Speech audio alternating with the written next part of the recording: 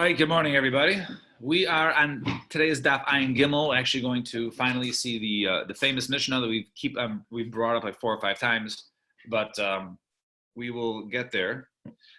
First, we have some unfinished business. So we had a machlokes between Abai and Rava. Abai and Rava had a case of one who goes ahead and he basically he means to cut something that that was not attached to the ground, and he cuts something, and all of a sudden it is that which he cut was actually he meant to cut something that was detached, and he cut something that was attached. So it's machlokes Abaye and Rava as to whether one is chayav. So we had before that Rava says pater, and Abaye says chayav. So Rava says pater because of a case because he says you never intended to do a forbidden cutting, and therefore you're pater. And Abai says chayiv because since you intended to do a cutting, therefore that which you cut is your chayiv for. And then we tried to bring in a proof, and then once again it got a little complicated again, and we were comparing Shabbos with other malachos. And then we said there's a chumrah by each one, and then we had to do a chumrah by Shabbos, so that was versus Avodah Zarah. But when it comes to a chumrah by other isurim, it turns out it was shar mitzvahs and not Avodah Zarah. So we're in the top of Ayin Gimel Amud Aleph. So it says over there, the shagag. Let's see, the shagag b'mischavein. Fine, the second line. This is v'shagag mischavein b'shar mitzvahs heichidami. So what's the case of a person who's shagag? He did b'shagig without any intentions. Other mitzvahs that we said you're chayiv in other mitzvahs, but when it comes to Shabbos you're pater. So heichidami. So what's the case? The sever the shuman who v'achlo. Somebody thinks it's shuman. Someone thinks it's permissible fats, right? And he eats it, and it turns out it's chaylev. Mashen kim b'Shabbos the pater, right? As opposed to Shabbos, which you're pater. According to Rava, because remember, this whole thing was brought in as a proof for Rava. One who goes ahead and intends to cut something which is detached, and turns out he touched something which is attached, is pater. So in the case of by shar mitzvahs, actually there's a special limud which Rashi brings down in the Gemara in Krisus over there when it comes to by chaylev, that even if you chaylev that you think it's mutter, no, do you think it's shuman? Nevertheless, and you eat it, to eat the chaylev, you're chayiv. But by Shabbos, if I intended to cut something which is mutter to cut, and it cut something that was attached to the ground, I am chayiv. I'm pater in that case, right? In the case of shuman, and which is chaylev, you're chayiv. In the case is detached, it turns out it's attached, then you're pater. So that was Rava's proof. So it says we see over there that brisa talked about our case in Shabbos, and our case in Shabbos is pater in a case of a person intends to do a cutting. He just never intended to do a cutting of isser, right? I.e., cutting from attached ground. Therefore, he's pater. The Abaye, and what would Abaye say in such a case? What's the case of shagag b'lo mischavin heichidami? So Abaye, what is the case? And Abaye holds in that case, you're chayiv, because since you intended to cut, whether it's detached or attached, since your intentions were to cut, therefore you're chayiv for cutting. So what would be a case of him, where Abaye would say you're completely pater by Shabbos, but other mitzvahs you're chayiv? So Abaye shagag b'lo mischavin heichidami. The Sava Roiku guy, he's he is in his mouth. He feels something around in his mouth. He thinks it's his saliva, ubalu, and he swallows it. So if you swallow your own saliva, that's not called eating. Right? That's not called drinking, right? I know it's a little gross, right? So eating, it's not called drinking, but it turns out it wasn't his saliva that he was swallowing. It was chaylev.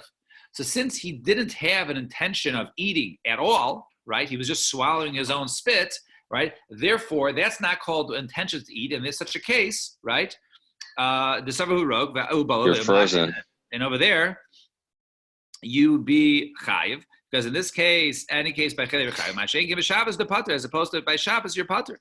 Then it's chayiv like bias a talish. A person goes ahead, intends to pick up his knife, and just pick up his knife, and on the way, instead of picking up his knife, and he goes ahead and he touches something which is detached, then he's pater. Because according to Abai, the only way to pater is you don't even intend to do the action, right? He intended to lift, and it turned out he cut. So since he didn't have an intention of cutting, therefore he's pater.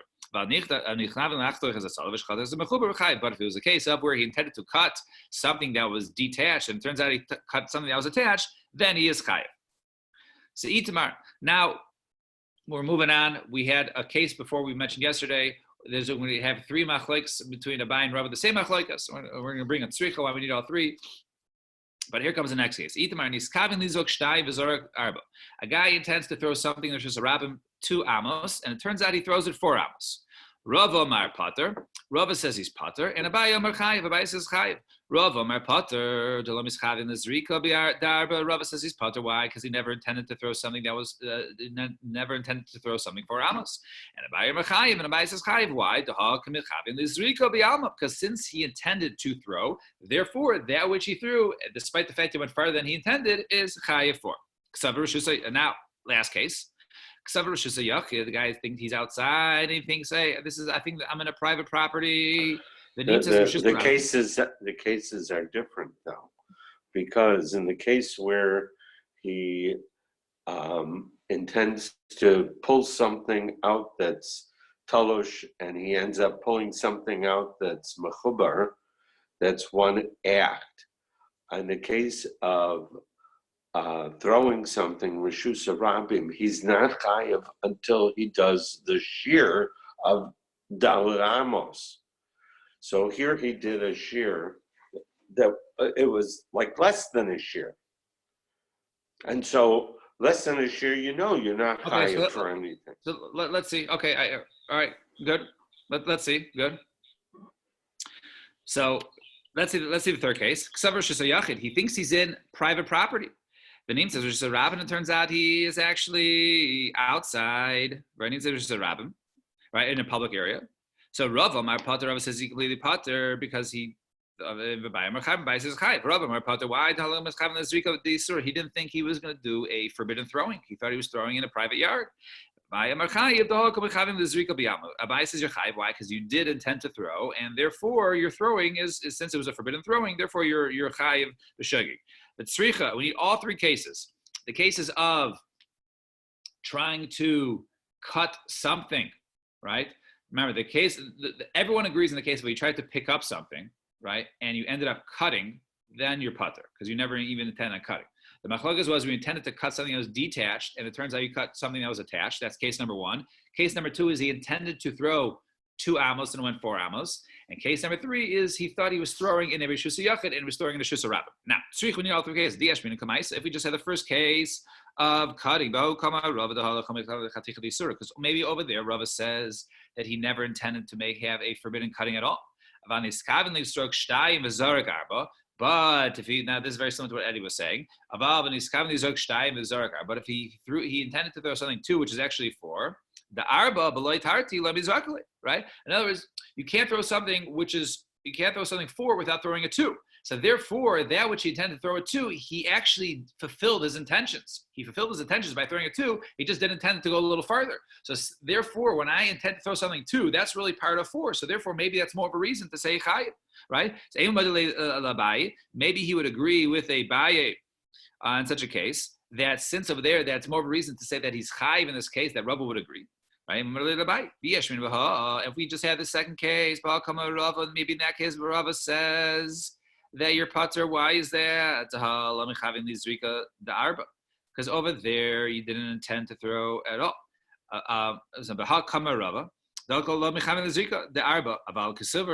Maybe only in that case when he threw it 2, he didn't intend to throw it 4 at all, and therefore that's why he's pater. But if he was in a Shusa Yachid and he thought he was in a Shusa Rabbim, and he intended to throw something for Amos, maybe I would say maybe in that case he's Chayiv and agree with Abaye. So therefore we need to teach that case that he's once again he is still pater in such a case because he thought he was in Rosh Hashanah and it turns out he was in Rosh Hashanah. So tonight we learned in the Mishnah. This is the probably the fourth time we brought this as a kasha, and actually we're going to see the Mishnah in around 5 minutes. But let's see tonight.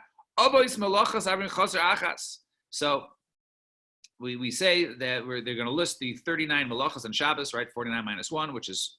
Gemara says, and it's 39. So why do you got to count for me? Why do you have to count them out for me? We can just, count the words, count the malachas are listed in the Mishnah. Amar Rabbi Yochanan says, why? Because if you do all of them in one moment of forgetfulness, in one halam echad, then you can be chayiv up to 39 malachas. So I understand according to Abaye, in our cases, Abaye was explaining, remember, if a person intends to do something, but he doesn't intend to do the full shear, right? That's called shog, right? He's still chayiv achatas. So I understand according to Abaye, he knows about the Yisr Shabbos. In other words, the case is a person knows it's Shabbos, he just doesn't know that the malacha is forbidden. So what's the case according to Abaye? Very easily, right? Case according to Abaye is, let's say, right, one of the is hotzah, right? So his hotzah is he intended to throw it 2 and he threw it 4. That so you'd be chayiv for throwing there, right? And in case of we said over there he was he was cutting, right? So he intended to cut something detached and he cut something attached. All these things, right? Shabbos. He knows about Shabbos. He knows it's also to do malacha, but cut tav shear, and therefore he's mistaken in the shear. In other words, he intended to do a permissible shear, right? He intended to carry something that was smaller. It turns out he carried something that was bigger, or whatever it is. He in such a case he's still chayiv. El Rava, but according to Rava, all these cases that you're only chayiv if you intended to do the shear. So the Amar Pater Heichidam Heichim Meshchachasla V'Jadav Shabbos Shigas Malachos. How can Rava find a case that he would be chayiv, right? Because according to Rava, all these cases he's pater. And remember, a case of a person's chayiv 39 malachas is he knows about Shabbos and he doesn't know about each and every malacha. So if you don't know each and every malacha, what type of Shabbos do you know about? How does he know about Shabbos if he doesn't know a single halacha? So maybe you can say it would work well if he holds like Rabbi Yochanan. So in other words, according to Rabbi Yochanan, we saw earlier, the Rabbi Yochanan holds that even if what is the case of shogeg, even if a person knows it's forbidden, but he doesn't know that it carries the heavy penalty of kares, that's called by accident. Had he known that it was such a severe aveira, had he known that it carried a kares, he never would have done it. So that's called shogeg according to Rabbi Yochanan, right? So in such a case, you can find when he's chayav 39 malachos, and he knows about Shabbos. How does he know about Shabbos? He knows it's forbidden to cook. He just doesn't know that if you cook on Shabbos, that it carries a kares, right? So Shabbos, but if he holds like Reish Lakish, in other words, that he doesn't know about the lav at all, the kares. So the other Shabbos, b'mai. So how could one know about Shabbos if he doesn't know it's forbidden to do any malachos? What type of Shabbos does he know about? So like our answers, once again, I think this is like third or fourth time we've given this stairs. The other like the tchum and veli b'Rabbi Akiva. He knows about Shabbos. He knows about tchum Shabbos. He knows that person cannot leave his tchum on Shabbos. He can't travel outside. And according to Rabbi Akiva, who holds it to Doraisa. So therefore, since he knows about that, Saturday is the day of rest where I can't go ahead and travel outside the tchum. Therefore, that constitutes knowing about Shabbos. And despite the fact he didn't know about each and every malacha, he would be chayiv for a chatas, separate chatas for each and every malacha. Fine. And now your Mishnah. Mishnah is very famous Mishnah. And Ayin Gimel is the Mishnah. And Ayin Gimel lists all the malachas of Shabbos. If you ever want to know all the malachas of Shabbos, you can come here and you could read them off. So Mishnah says, Avos malachas arbaim chaser achas. As like I mentioned, we've already seen this, I believe, 4 or 5 times. So Avos malachas, so the av malachas of Shabbos are 40 minus 1, i.e. 39. And so they go on and they mention, so the first number of, it basically goes in sort of an order as to the required work that was done in the Mishkan. The main work that was done in the Mishkan was they had to go ahead and have the curtains, right? They had to go ahead and have certain dye, right? They would have to go ahead and dye the materials. So a lot of that which goes into the dye is basically planting and getting all the plants, right? And even the cooking and the baking, all that was actually done with the dye, not necessarily done with the lechem. It's not necessarily done with the lechem panim, right? It's actually done for the dye. But anyway, so it says Arbaim Chazar Achas. We're just going to mention it here. We're not going to get into the intricacies because the Gemara will go on, and then a lot of these have their own prakim in terms of defining and going into each and every malacha. So we're basically just going to go through listing the malachas, and then we're going to go through the Gemara. Fine. So hazare is planting or putting seeds. V'hachoresh, plowing. V'hakoitzer, harvesting. V'amamir is gathering. V'adosh is threshing. V'hazayra, right? That's like when winnowing, right? When you throw it up in the air and the air blows the chaff. V'haboirer, and selecting. Hatoichin is grinding. Maraket is like sifting the flour. V'halosh is kneading. V'oifa is baking. Hagoizes is at semer. So that was all basically that was done like in order, basically from planting until you basically get the wheat, until you bake it. And then hagoizes at semer, one who goes ahead and shears, right, the wool from an animal, and whitening it, and combing it, and dyeing it, spinning it, and over here this has to do with one who goes ahead and he what's it called? Not sewing,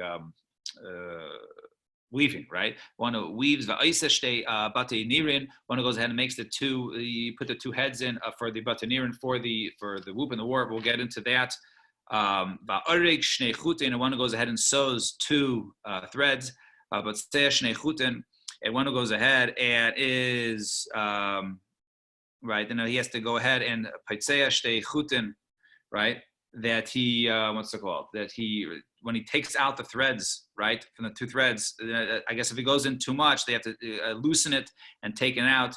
And therefore, this is a case of one who's chutin, as the natural process of the weaving, and tying, and untying, one who goes ahead and ties. He goes ahead and takes two two threads. Right, he right sews two together. V'hakareya al manas litfor, one who goes ahead and tears, right, on the condition to go ahead and not destructive, it has to be constructive, right, to go ahead and sew. Knows you have to tear a little bit in order to go ahead and sew more. Sheitvirois hatzad tzvi, one who goes and traps a deer. V'sheichto, and slaughters it. V'amashito, and skins it. V'amloicho, and salts it. V'amavres oiro, and removes its hide. V'amchako, and smooths it. V'amchatcho, and cuts it. Hakoistiv sheoises, they used to go ahead and label the veneers. One who goes and writes two letters. V'hamoichek al manas lichtov, also one who erases on the condition to go ahead and write in his place, because once again that's constructive, not destructive. Habayna, one who builds. V'haseiser, and one who goes ahead and takes down, right, in order to rebuild. V'hamachabe, one who goes ahead and is mechabe.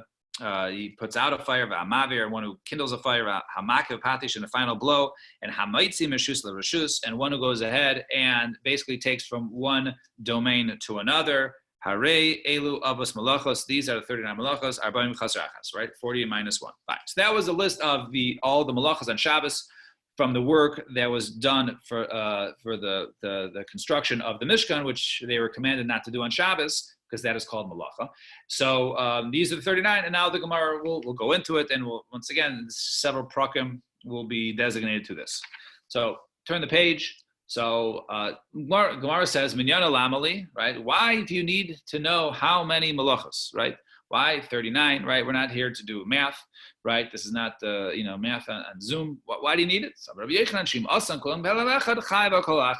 you've seen Rabbi Yochanan says that if you do all of them at the same time, it is possible if one knows that it is aware it's Shabbos, but he does each and every malacha where he does not do. So such a case, then he is considered to be chayiv for each every one. Now, hazoire v'hachoresh, one who seeds and he goes ahead and plows. So immediately where it says, so machriv karvi beresha. Does one go ahead and now normally what's the point of plowing? Well, you plow, you go ahead and you cultivate, I guess, the earth in order to put the seeds in, right? So normally, what do? You go ahead and you plow first, and then you put the seeds in. So the question is, right, why over here, right? So it says, but if you look at the order of our Mishnah, it says you seed and then you plow.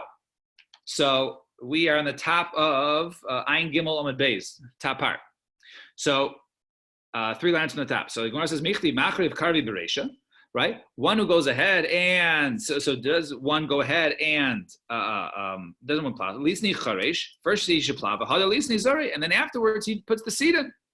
So Tana Eretz Yisrael Kai. Now we're talking about in Eretz Yisrael where the earth is very difficult, right? The Zari Beresha v'Hadar Karvi, where they actually have to go ahead and plow and put the seeds in, and then sort of plow again. So then the seeds, go into the ground. So therefore, you can't just go ahead and plow and then drop the seeds in, because then it won't start to grow. You have to go ahead and replow it after. So we're talking about the plowing afterwards, and then it says Hazore v'Hazomer v'Hanoite v'Hamavrich v'Markiv. So one who goes ahead, and all these are ways of planting, right, of things that are growing. One who puts seeds in, v'hazomer, right? Zomer is actually pruning, right? Pruning, one goes ahead and sort of trims in order for the purpose of them growing more. So that's the purpose of growth, right? And one who goes ahead and plants like a tree, right? You plant an actual tree, you don't, as opposed to the seeds. V'hamavrich, and one who goes ahead and so mavrich is basically, I think, when you bend the part of the branch into the ground. So the branches are growing, they used to bend it in the ground and sort of, plant that, and then you would cut it, detach at some point, and it would all, would grow on its own. Or markiv, and one will go ahead and graft, right, two different trees. They would graft them together for the purpose of growth. Kulon malachat achas. All of them are from the same av malacha, right? They're one malacha. So my kamash malon. So what's going to teach you? Kamash malon. Ha'isa malacha is harbe main malacha achas enochai velachas. If one who does all of these, right, in one helam, right, he does all of these, then he would be chayiv only one because they're all from the same av. So Amar Rabbi Chia bar Ashi Amar Rabbi Ami Zomer chayiv mishum noita. One who goes ahead and zomer, he prunes, is chayiv, as we mentioned, because of planting. And v'hanoita v'hamavrich v'markiv, and one who goes ahead and he plants, or he cultivates into the ground, or a markiv, and he goes and he grabs, chayiv mishum zore. He's chayiv for putting seeds in. So mishum zore, mishum noita, lo. Is it only because he put seeds in, right? But not because of a planting. So lo ema af mishum zore. No, rather means af mishum zore, right? So he says no, even because of zore. In other words, it's all considered to be one. It's all considered to be zore, planting seeds. These are all the same. Planting and putting seeds in is all considered to be the same. And Amarav Kahana zomer v'tzarich le'etzin. One who goes ahead and he prunes. The purpose when you talk about pruning, you're cutting it for the purpose for it to grow. V'tzarich le'etzin. But he's doing it for two purposes. He's cutting it not only for the tree to grow, but he also can use the wood. Chayiv shtayim. He's actually chayiv for two of his malachos. Achas v'shim kaitzer, v'achas v'shim naite. One is because of kaitzer, right? Because of kaitzer is harvesting, right? He's basically harvesting wood. He's cutting the wood because he's using the wood, and he's also cutting it so it can grow. So it has two functions, and since it's multifunctional, therefore he'd be chayiv twice. And Amar Rav Yosef, Haiman dekotel aspasta, chayiv shtayim. Also, one who goes ahead and cuts aspasta, right? There's like a certain animal feed, right? That would grow very fast, and they would basically cut it like 3 times a month, and it would grow and it would grow back better. So he's using it for twofold. He's using it to feed the animals and for it to grow more. So chayiv shtayim is chayiv twice. Achas l'shem kaitzer, once because of harvesting, achas l'shem nait, and also because of planting. And Amar Rabbi Haiman denokiv silk, also a person who cuts beets, chayiv shtayim, same reason, is chayiv twice. Achas l'shem kaitzer, once because of harvesting, v'achas l'shem zore, another because of planting. Fine. So the next one, hachayresh, one who plows. So Tana hachayresh v'hachayfer v'hachayretz, one who goes ahead and he plows, he digs, or he pulls, right? He basically makes a furrow, right? Kulon malacha achasein. All of them are considered to be the same malacha. And Amar Rav Shesha says, Rav Shesha haisalo gavshushis v'natla b'bayis. So let's say a person had a mound of dirt, and he took it, right? He was a mound of dirt, and he basically, shoveled off the mound of dirt. Now, bibayis, if it's in his house, in other words, the guy has an earth floor, and there was a mound of dirt, and he's removing this mound of dirt from his floor. Chayiv mishum baina. So he's chayiv for bona, right? He's basically leveling his floor, and since he's leveling his floor in his house, that's part of baina. So therefore, he's chayiv avalacha of baina. And besad, if he's out in the field and he goes and removes the earth, chayiv mishum chayresh. He's chayiv because he's plowing, right? He's loosening the earth on top because he's removing the mound of dirt on top of it, and therefore he would be chayiv for removing this earth because of chayresh. So even though it's the same exact workage that he's doing, right? It depends the purpose. If it's in the house, right, then it's baina. If it's outside the field, then it's chayresh. And let's say he had a hole, and he fills it up. So the bias, if he fills up a hole in his house, chayiv, he's chayiv this dirt floor, he fills up, so he evens it out. Chayiv mishum baina, he's chayiv baina. Besada, if he ever in the field, mishum chayresh. Also because of plowing, because he's now makes it good for them to go ahead and drop seeds in and to grow. And Amar Rabbi Abba hachayfer guma b'Shabbos, one who goes ahead and he digs a hole on Shabbos, and he only needs it for the dirt. In other words, he digs a hole not for the purpose of having a hole, rather he needs dirt, right? He needs dirt. So Potter, he is Potter for making a hole. Now, normally we just said before, you dig a hole, you're chayiv for chodesh. So, but if you go ahead and if you're doing it for the earth, right, you want to go ahead and put the dirt on in your basketball hoop to weigh it down so it doesn't fall down. So you do it for the dirt, then you're Potter. Allowed, all right? Then you're Potter. If it's done, let's say in the house. So it's done in the house where you don't want a hole, right? It doesn't serve you any purpose. Then you're Potter. And even according to Rabbi Yehuda,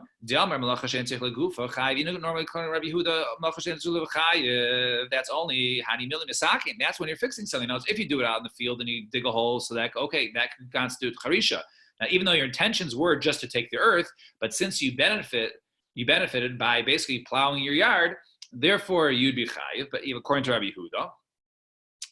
But Hani Mili Masakin, Rabbi Yehuda only holds that you're chai for malacha she'en tzrich lagufa when it's masakin, when you're fixing, when you're doing something good. But in this case, let's say he's removing the earth from his house and he's creating a hole in his house, which is not a good thing on his floor, but that's makalkil, that's basically ruining it. And therefore, since it's a destructive manner and he's not intending to do it, therefore he would be chayiv, and therefore he would be put in such a case, even according to Rabbi Yehuda. Fine. So two dots. Next is hakoitzer, right? One who goes ahead and harvests. So tana hakoitzer, haboitzer, hagoider, masik, va'ura, va'ura. So now there's different cases of, and basically a lot of this is almost like semantics in terms of the way that you harvest different different things that grow, fruits and vegetables, right, or stalks. So hakoitzer basically refers to like wheat. Right, and baitzer is grapes. Right, you harvest grapes. Right, this is the process of removing the fruits from that which it grows from. Right, v'hagoider, and when it takes dates. V'hamasik refers to olives. V'oired is figs. Kula malacha achas, and those are all part of one malacha of kaitzer, of harvesting. Those are all called harvesting. They just have different terms. As to the harvesting, namar apapa hayman the shada pisa de ledikwa. Basi Tamra, a person goes ahead and takes a clump of dirt or earth and he throws it at his date tree, right? His palm tree, right? Chayiv shtaim is chayiv twice. Ach v'shum toilish, right? One for toilish, basically removing it and taking it down. Another v'achas v'shum mefarik. Another one is because of mefarik is extracting, right? Taking something from something else. Right, mefarik is a toloda of dash. Right, and toilish is a talad of kaitzer, right?